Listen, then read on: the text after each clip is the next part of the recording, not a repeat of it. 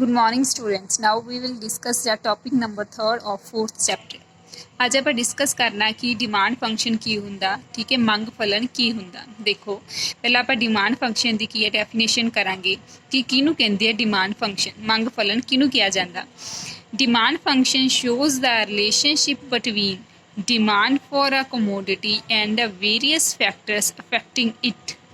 ਕਹਿੰਦੇ demand function ਕੀ show ਕਰਦਾ, ਕਹਿੰਦੇ ਇਹ ਰਿਲੇਸ਼ਨਸ਼ਿਪ ਸ਼ੋ ਕਰਦਾ ਕਿੰਨਾ ਵਿੱਚ ਬਿਟਵੀਨ ਦਾ ਡਿਮਾਂਡ ਫॉर ਅ ਕਮੋਡਿਟੀ, ਕਿਸੇ ਵੀ ਵਸਤੂ ਦੀ ਮੰਗ ਅਤੇ ਉਹਦੀ ਮੰਗ ਨੂੰ ਕਿਹੜੇ ਫੈਕਟਰਸ ਆ ਪ੍ਰਭਾਵਿਤ ਕਰਦੇ ਆ। ਮਤਲਬ ਜਿਹੜੀ ਚੀਜ਼ ਦੀ ਆਪਾਂ ਮੰਗ ਕੀਤੀ ਆ, ਜਿਹੜੇ ਵੀ ਗੁੱਡ ਆਪਾਂ ਖਰੀਦ ਰਹੇ ਹਾਂ, ਠੀਕ ਹੈ, ਉਹਦੀ ਮੰਗ ਕਰ ਰਹੇ ਹਾਂ, ਉਹਨਾਂ ਦੀ ਮੰਗ ਕਿੰਨਾ ਦੇ ਹੋਰ ਫੈਕਟਰਸ ਉਹਨੂੰ ਅਫੈਕਟ ਕਰਦੇ ਆ ਵੀ ਉਹਦੀ ਮੰਗ ਨੂੰ ਕਿਹੜੇ ਫੈਕਟਰ ਆ ਜੋ ਅਫੈਕਟ ਕਰਦੇ ਆ। ਜਾਂ ਤਾਂ ਮੰਗ ਕੀ ਆ ਫੈਕਟਰ ਅਫੈਕਟਿੰਗ, ਮਤਲਬ ਜਾਂ ਤਾਂ ਉਹ ਫੈਕਟਰਸ ਕੀ ਆ ਇਸ ਤਰ੍ਹਾਂ ਕੰਮ ਕਰਨਗੇ ਕਿ ਉਹਦੀ ਡਿਮਾਂਡ ਨੂੰ ਕੀ ਆ ਵਧਾ ਦੇਣਗੇ, ਜਾਂ ਫਿਰ ਉਹਦੀ ਡਿਮਾਂਡ ਘਟ ਜੂਗੀ, ਠੀਕ ਹੈ। ਇਹਨੂੰ ਹੀ ਆਪਾਂ ਕੀ ਕਹਿੰਦੇ ਆ ਡਿਮਾਂਡ ਫੰਕਸ਼ਨ ਕਹਿੰਦੇ ਆ, ਜਿਹਦੇ ਨਾਲ ਆਪਾਂ ਨੂੰ ਕਿਹਦੇ ਵਿੱਚ ਰਿਲੇਸ਼ਨਸ਼ਿਪ ਪਤਾ ਚੱਲੇ demand for a commodity and the various factors affecting it, ਠੀਕ ਹੈ। ਤੇ ਕਿਹੜੇ ਫੈਕਟਰਸ ਇਹਦੀ ਡਿਮਾਂਡ ਨੂੰ, ਕਿਸੇ ਵੀ ਕਮੋਡਿਟੀ ਦੀ ਡਿਮਾਂਡ ਨੂੰ ਕੀ ਆ ਅਫੈਕਟ ਕਰਦੇ ਆ।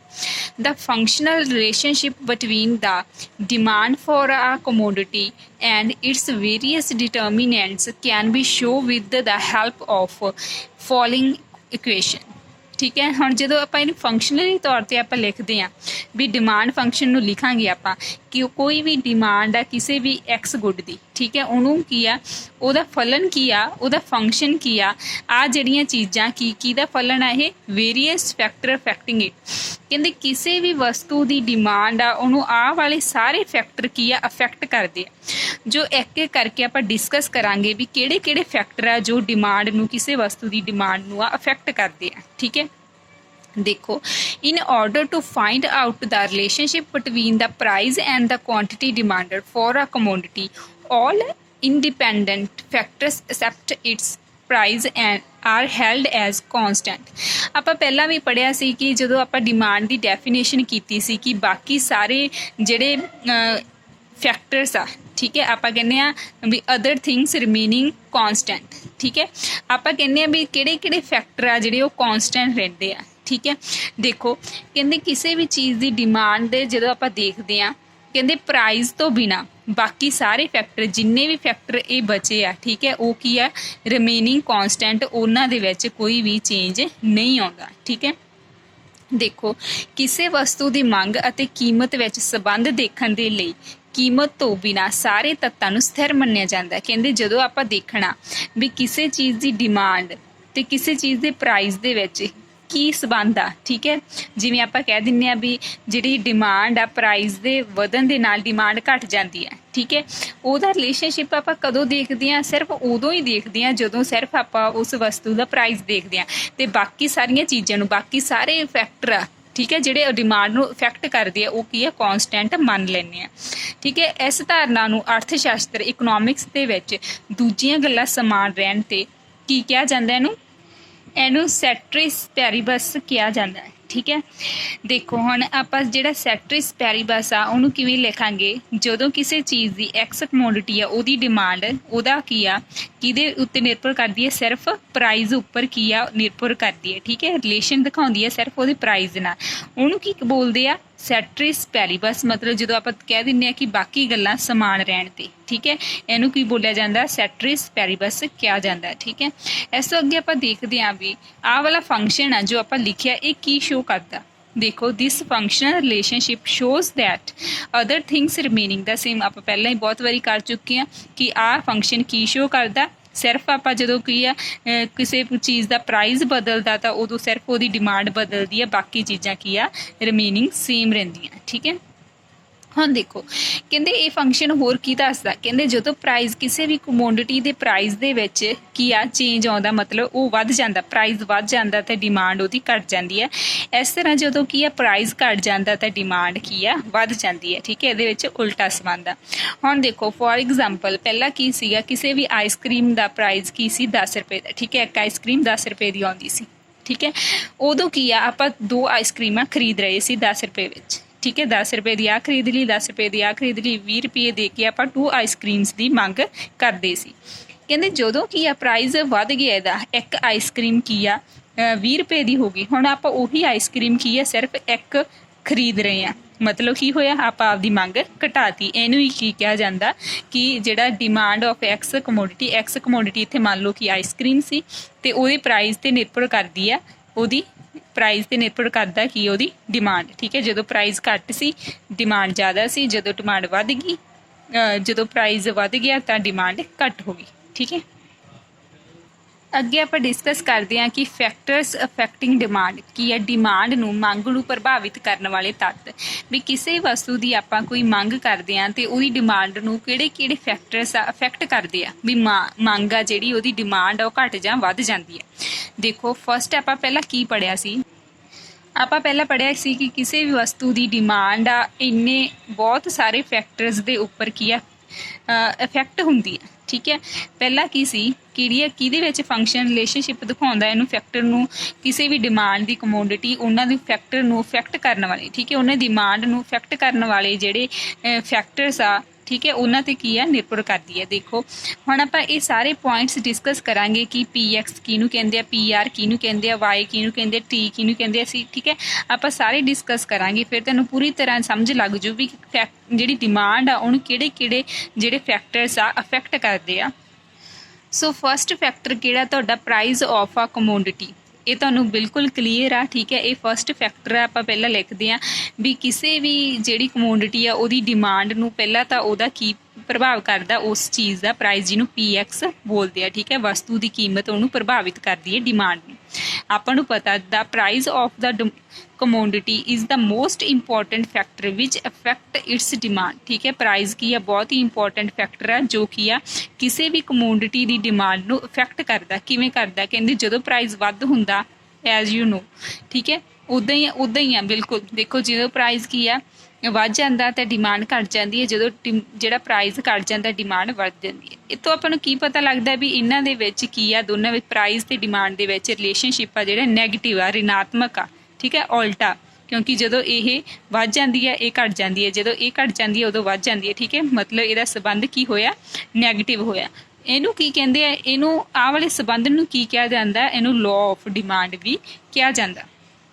ਅਗਲਾ ਫੈਕਟਰ ਦੇਖੋ, ਪ੍ਰਾਈਸ ਆਫ ਰਿਲੇਟਡ ਕਮੋਡਿਟੀਜ਼, ਮਤਲਬ PR, ਇਹਨੂੰ PR ਦੇ ਨਾਮ ਨਾਲ ਜਾਣਿਆ ਜਾਂਦਾ, ਪ੍ਰਾਈਸ ਆਫ ਰਿਲੇਟਡ ਕਮੋਡਿਟੀਜ਼। ਠੀਕ ਹੈ, ਸੰਬੰਧਿਤ ਵਸਤਾਂ ਦੀ ਕੀਮਤ। ਹੁਣ ਆਪਾਂ ਨੂੰ ਪਤਾ ਕਿਸੇ ਵਸਤੂ ਦੀ ਜਿਹੜੀ ਡਿਮਾਂਡ ਆ ਉਹਨੂੰ ਉਹਨਾਂ ਦੇ ਨਾਲ ਜਿਹੜੀ ਕੋਈ ਵੀ ਚੀਜ਼ ਸੰਬੰਧ ਹੁੰਦੀ ਆ, ਠੀਕ ਹੈ, ਸੰਬੰਧਿਤ ਹੁੰਦੀ ਆ, ਉਹਨੂੰ ਵੀ ਕੀ ਹੈ ਇਫੈਕਟ ਕਰਦੀ ਹੈ। ਦੇਖੋ ਕਹਿੰਦੇ ਰਿਲੇਟਡ ਗੁਡਸ ਦੋ ਟਾਈਪਸ ਦੀਆਂ ਹੁੰਦੀਆਂ, ਕਿਹੜੀਆਂ ਸਬਸਟੀਟਿਊਸ਼ਨ ਗੁਡਸ ਐਂਡ ਕੰਪਲੀਮੈਂਟਰੀ। ਠੀਕ ਹੈ, ਹੁਣ ਸਬਸਟੀਟਿਊਸ਼ਨ ਗੁਡਸ ਕਿਹੜੀਆਂ ਹੁੰਦੀਆਂ, ਜਿਵੇਂ ਟੀ ਐਂਡ ਕੌਫੀ, ਮਤਲਬ ਇੱਕ ਦੂਜੇ ਦੀ ਜਗ੍ਹਾ ਆਪਾਂ ਆਸਾਨੀ ਦੇ ਨਾਲ ਯੂਜ਼ ਕਰ ਸਕਦੇ ਹਾਂ। ਮਤਲਬ ਟੀ ਨਹੀਂ ਤਾਂ ਆਪਾਂ ਕੌਫੀ ਪੀ ਸਕਦੇ ਹਾਂ, ਜੇ ਕੌਫੀ ਨਹੀਂ ਤਾਂ ਟੀ ਪੀ ਸਕਦੇ ਹਾਂ। ਹੁਣ ਦੇਖੋ ਇਹ ਕਿਵੇਂ ਡਿਮਾਂਡ ਨੂੰ ਇਫੈਕਟ ਕਰਦੇ, ਕਹਿੰਦੇ ਜਦੋਂ ਟੀ ਦਾ ਪ੍ਰਾਈਸ ਵੱਧ ਜਾਂਦਾ, ਠੀਕ ਹੈ, ਤਾਂ ਡਿਮਾਂਡ ਆਫ ਕੌਫੀ ਹੈ ਜਿਹੜੀ ਉਹ ਵੱਧ ਜਾਂਦੀ ਹੈ। ਕਿਵੇਂ, ਦੇਖੋ ਪਹਿਲਾਂ ਕੀ ਆ, ਜਿਹੜੀ ਟੀ ਦਾ ਪ੍ਰਾਈਸ ਸੀਗਾ ਵੱਧ, ਠੀਕ ਹੈ, ਪਹਿਲਾਂ ਫੋਰ ਐਗਜ਼ਾਮਪਲ ਕਹਿੰਦੇ ਟੀ ਦਾ ਪ੍ਰਾਈਸ ਪਹਿਲਾਂ ਕੀ ਸੀ 10 ਰੁਪਏ ਮੰਨ ਲਓ, ਤੇ ਟੀ ਦਾ ਪ੍ਰਾਈਸ ਕੀ ਆ ਵੱਧ ਗਿਆ, ਠੀਕ ਹੈ, 10 ਤੋਂ 20 ਰੁਪਏ ਹੋ ਗਿਆ। ਠੀਕ ਹੈ, ਤੇ ਕੌਫੀ ਉਨੀ ਹੋਈ ਸੀ 12 ਰੁਪਏ ਦੀ। ਆਪਾਂ ਬੈਸਟ ਕੀ ਸਮਝਿਆ ਵੀ ਹੁਣ ਟੀ ਤਾਂ ਮਹਿੰਗੀ ਮਿਲ ਰਹੀ ਹੈ ਤੇ ਆਪਾਂ ਕੌਫੀ ਨਾਲ ਹੀ ਕੰਮ ਚਲਾ ਲਾਂਗੇ। ਠੀਕ ਹੈ, ਸੋ ਆਪਾਂ ਕਿਹਦੀ ਡਿਮਾਂਡ ਵਧਾ ਦਾਂਗੇ, ਕੌਫੀ ਦੀ ਡਿਮਾਂਡ ਵਧਾ ਦਾਂਗੇ, ਆਟੋਮੈਟਿਕਲੀ ਜਿਹੜੀ ਟੀ ਦੀ ਡਿਮਾਂਡ ਆ ਉਹ ਘੱਟ ਜੂ। ਇਸ ਤਰ੍ਹਾਂ ਕੀ ਆ ਵੀ ਕਿਸੇ ਵੀ ਰਿਲੇਟਡ ਗੁੱਡ ਦਾ ਪ੍ਰਾਈਸ ਕੀ ਆ, ਠੀਕ ਹੈ, ਉਹਨੂੰ ਇਫੈਕਟ ਕਰਦਾ, ਸੰਬੰਧਿਤ ਵਸਤਾਂ ਦੀ ਜਿਹੜੀ ਕੀਮਤ ਆ ਉਹ ਕੀ ਹੈ ਡਿਮਾਂਡ ਨੂੰ ਇਫੈਕਟ ਕਰਦੀ ਆ। ਇਸ ਤੋਂ ਅੱਗੇ ਦੇਖੋ ਇਨਕਮ ਆਫ ਆ ਕੰਜ਼ਿਊਮਰ, ਇਹ ਸਭ ਤੋਂ ਬਹੁਤ ਹੀ ਇੰਪੋਰਟੈਂਟ ਜ਼ਿਆਦਾ ਪੁਆਇੰਟ ਆ। ਦੇਖੋ ਕਿਸੇ ਵੀ ਕੰਜ਼ਿਊਮਰ ਆ ਮਤਲਬ ਆਪਣੀ ਆ, ਹੁਣ ਜੇ ਆਪਾਂ ਮੰਨ ਲਓ ਆਪਣੀ ਕੀਮਤ ਜਿਹੜੀ ਪ੍ਰਾਈਸ ਆ ਆਪਣਾ ਆਮਦਨ ਆ, ਠੀਕ ਹੈ, ਆਪਣੀ ਜਿਹੜੀ ਇਨਕਮ ਆ, ਠੀਕ ਹੈ, ਉਪਭੋਗਤਾ ਦੀ ਆਮਦਨ ਆ, ਠੀਕ ਹੈ, ਜੇ ਵੱਧ ਜੂਗੀ ਆਪਾਂ ਪਤਾ ਵੀ ਆਪਣੀ ਡਿਮਾਂਡ ਇਨਕਮ ਵੱਧ ਗਈ, ਠੀਕ ਹੈ, ਆਪਣੇ ਕੋਲ ਪੈਸਾ ਜਿਹੜਾ ਆ ਰਿਹਾ ਉਹ ਵੱਧ ਗਿਆ, ਮਤਲਬ ਆਪਣੇ ਕੋਲ ਪੈਸਾ ਖੁੱਲ੍ਹਾ ਹੋਊਗਾ ਤੇ ਆਪਾਂ ਕੀ ਆ ਚੀਜ਼ਾਂ ਦੀ ਮੰਗ ਵੀ ਜ਼ਿਆਦਾ ਕਰਾਂਗੇ। ਠੀਕ ਹੈ, ਤਾਂ ਕਰਕੇ ਡਿਮਾਂਡ ਤੇ ਜਿਹੜਾ ਇਨਕਮ ਦਾ ਰਿਲੇਸ਼ਨਸ਼ਿਪ ਆ ਉਹ ਕੀ ਆ ਪੋਜ਼ਿਟਿਵ ਆ, ਸਿੱਧਾ ਹੈ। ਠੀਕ ਹੈ, in the case of normal and superior goods, ਠੀਕ ਹੈ, ਆਪਾਂ ਇਹ ਮੰਨ ਕੇ ਚੱਲਣਾ, ਮਤਲਬ ਇਹ ਇੰਪੋਰਟੈਂਟ ਪੁਆਇੰਟ ਆ कि ਜਦੋਂ ਨਾਰਮਲ ਗੁੱਡਸ ਹੁੰਦੀਆਂ, ਨਾਰਮਲ ਮਤਲਬ ਜਿਹੜੀਆਂ ਆਪਾਂ ਘਰੇਲੂ ਵਸਤੂਆਂ ਯੂਜ਼ ਕਰਦੇ ਹਾਂ, ਜਾਂ ਸੁਪੀਰੀਅਰ ਗੁੱਡਸ ਹੁੰਦੀਆਂ ਜਿਹੜੀਆਂ ਵਧੀਆ ਕੁਆਲਿਟੀ ਦੀਆਂ ਗੁੱਡਸ ਹੁੰਦੀਆਂ, ਕਹਿੰਦੇ ਜਦੋਂ ਆਪਣੀ ਇਨਕਮ ਵੱਧ ਜੂਗੀ ਤਾਂ ਆਪਾਂ ਇਹਨਾਂ ਦੋਨਾਂ ਚੀਜ਼ਾਂ ਦੀ ਡਿਮਾਂਡ ਵਧਾ ਦਾਂਗੇ। ਪਰ ਕਹਿੰਦੇ ਜੇਕਰ ਗੁੱਡਸ ਇਨਫੀਰੀਅਰ ਆ, ਘਟੀਆ ਕੁਆਲਿਟੀ ਦੀਆਂ, ਲੋ ਕੁਆਲਿਟੀ ਦੀਆਂ, ਠੀਕ ਹੈ, ਘਟੀਆ ਜਿਹੀਆਂ ਵਸਤੂਆਂ, ਫਿਰ ਆਪਾਂ ਨੂੰ ਪਤਾ ਜੇ ਆਪਣੀ ਇਨਕਮ ਵਧੂਗੀ ਤਾਂ ਆਪਾਂ ਇਹ ਘਟੀਆ ਵਸਤੂਆਂ ਨਹੀਂ ਖਰੀਦਾਂਗੇ, ਆਪਾਂ ਨੂੰ ਹੋਊਗਾ ਵੀ ਆਪਾਂ ਬੈਟਰ ਕੁਆਲਿਟੀ ਖਰੀਦੀਏ ਕਿਉਂਕਿ ਆਪਣੀ ਇਨਕਮ ਜ਼ਿਆਦਾ। ਸੋ ਕੀ ਆ ਜਿਹੜੀਆਂ ਇਨ the case of inferior goods, ਜਿਹੜੀਆਂ ਘਟੀਆ ਕਿਸਮ ਦੀਆਂ ਵਸਤੂਆਂ ਹੁੰਦੀਆਂ, ਉਦੋਂ ਜਦੋਂ ਡਿਮਾਂਡ ਆਪਣੀ ਜਿਹੜੀ ਇਨਕਮ ਆ ਉਹ ਵੱਧ ਜੂਗੀ ਤਾਂ ਉਹਨਾਂ ਦੀ ਡਿਮਾਂਡ ਆਪਾਂ ਘਟਾ ਦਾਂਗੇ। ਤਾਂ ਕਰਕੇ ਇਹਦਾ ਨੈਗੇਟਿਵ ਸੰਬੰਧ ਹੋਊਗਾ, ਉਲਟਾ ਰਿਲੇਸ਼ਨਸ਼ਿਪ ਹੋਊਗਾ। ਠੀਕ ਹੈ, ਤੁਸੀਂ ਦੋ ਗੱਲਾਂ ਯਾਦ ਰੱਖਣੀਆਂ ਵੀ ਜਦੋਂ ਕਿਸੇ ਇਨਕਮ ਕੰਜ਼ਿਊਮਰ ਦੀ ਇਨਕਮ ਵਿੱਚ ਵਾਧਾ ਹੁੰਦਾ, ਨਾਰਮਲ ਤੇ ਸੁਪੀਰੀਅਰ ਗੁੱਡਸ ਆ, ਉਦੋਂ ਤਾਂ ਉਹਦੀ ਕੀ ਹੈ ਡਿਮਾਂਡ ਵਧਾ ਦੂਗਾ। ਜਾਂ ਫਿਰ ਕੀ ਆ ਅਗਲਾ ਕੇਸ ਕੀ ਆ, ਜਦੋਂ ਇਨਫੀਰੀਅਰ ਗੁੱਡ ਦੀ ਜਦੋਂ ਗੱਲ ਆ ਜੂਗੀ, ਘਟੀਆ ਕੁਆਲਿਟੀ ਦੇ ਗੁੱਡਸ ਦੀ ਗੱਲ ਆ ਜੂਗੀ, ਉਦੋਂ ਆਪਾਂ ਨੂੰ ਪਤਾ ਵੀ ਆਪਣੇ ਕੋਲ ਪੈਸਾ ਜ਼ਿਆਦਾ, ਆਪਾਂ ਕਿਉਂ ਲਵਾਂਗੇ ਘਟੀਆ ਗੁੱਡਸ। ਠੀਕ ਹੈ, ਤਾਂ ਕਰਕੇ ਜਿਹੜੀਆਂ ਘਟੀਆ ਗੁੱਡਸ ਦੀ ਆ ਉਹਨਾਂ ਦੀ ਡਿਮਾਂਡ ਆਪਾਂ ਘਟਾ ਦਾਂਗੇ ਜਦੋਂ ਇਨਕਮ ਵਧੂਗੀ। ਇਸ ਤੋਂ ਅਗਲਾ ਪੁਆਇੰਟ ਹੈ ਟੇਸਟਸ and preference of a consumer, ਜਿਹਨੂੰ ਟੀ ਦੇ ਨਾਲ ਡਿਨੋਟ ਕੀਤਾ ਗਿਆ, ਉਪਭੋਗਤਾ ਦੀ ਪਸੰਦ ਅਤੇ ਤਰਜੀਹ। ਮਤਲਬ ਉਹਨੂੰ ਕੀ ਪਸੰਦ ਆ ਤੇ ਉਹਨੂੰ ਕਿਹਨੂੰ ਪ੍ਰੈਫਰੈਂਸ ਦਿੰਦਾ ਜ਼ਿਆਦਾ। ਠੀਕ ਹੈ, ਉਹ ਗੁੱਡ ਕੀ ਆ, ਆਪਾਂ ਉਹਦੀ ਜਿਹੜੀ ਗੁੱਡ ਦਾ ਪ੍ਰਾਈਸ ਆ ਜਾਂ ਫਿਰ ਉਹਦੀ ਡਿਮਾਂਡ ਆ ਕਿਹਦੇ ਤੇ ਨਿਰਭਰ ਕਰਦੀ ਆ, ਉਹਦੇ ਟੇਸਟ ਤੇ ਪ੍ਰੈਫਰੈਂਸ ਤੇ ਵੀ ਨਿਰਭਰ ਕਰਦੀ ਹੈ ਕਿਸੇ ਵਸਤੂ ਦੀ ਡਿਮਾਂਡ।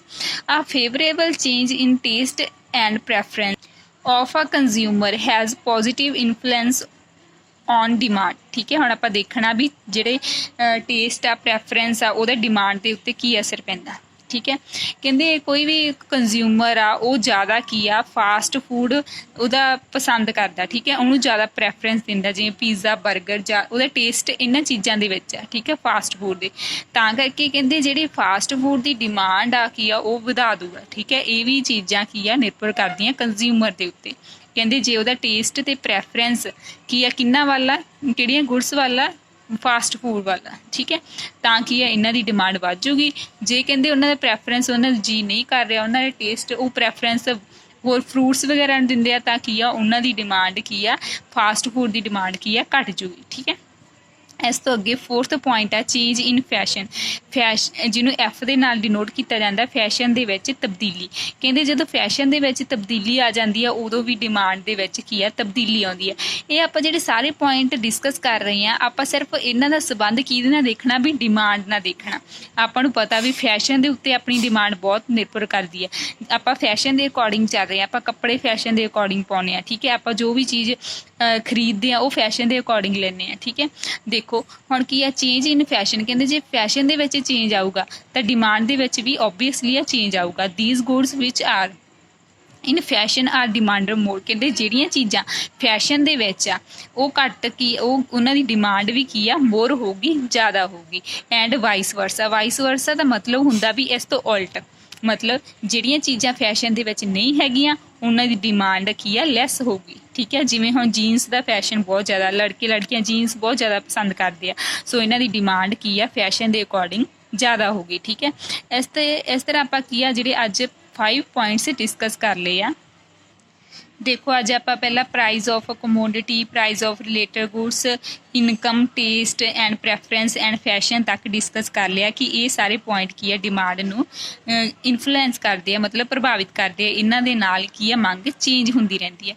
ਕੱਲ੍ਹ ਆਪਾਂ ਅਗਲੇ ਸਾਰੇ ਪੁਆਇੰਟਸ ਇਹਦੇ ਡਿਸਕਸ ਕਰਾਂਗੇ। So thank you students.